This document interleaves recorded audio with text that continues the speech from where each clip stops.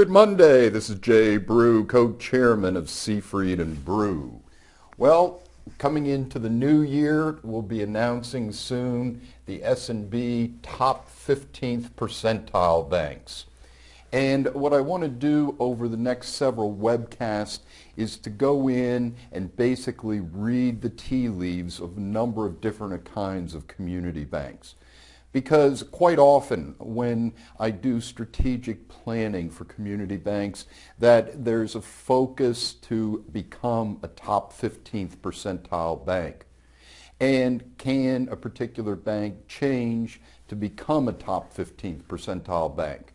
So when you look at it, reading the tea leaves, what really creates a top 15th percentile bank?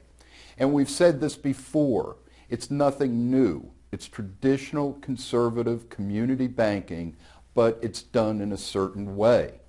You really do not have business models that are outlier type business models that are in the S&P top 15th percentile.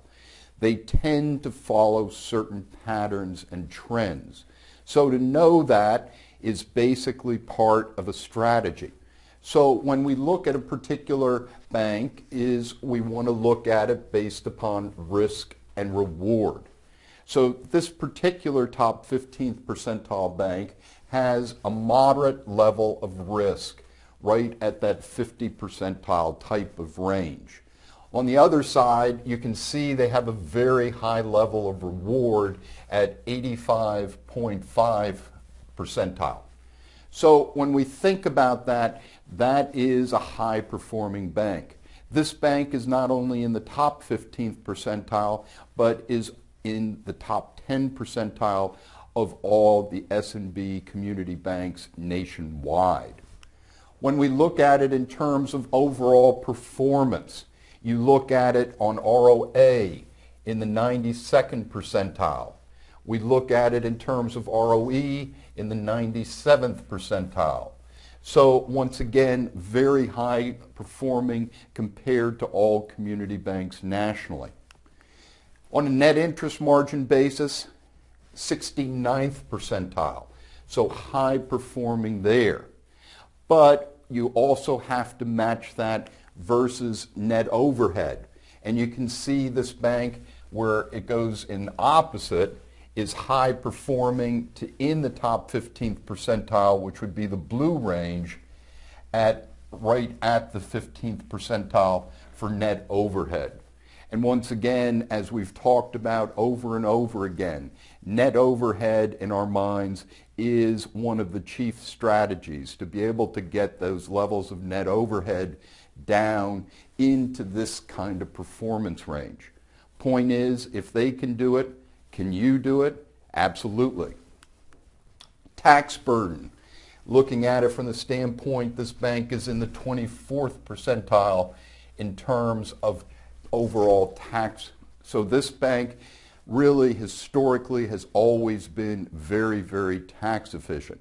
So when we look at the three drivers in here, in terms of net interest margin, high performing, in terms of net overhead, top 15th percentile, and in terms of taxes in that 24th percentile, all three drivers are running at a very high performing level. So the other secret, well, is cash type deposits. Because one of the things that leads this bank in terms of their overall net interest margin high performance is a low cost of funds. And you can see this particular bank is the sample bank, which is the blue line, the orange is the national, and then the green is the state peer.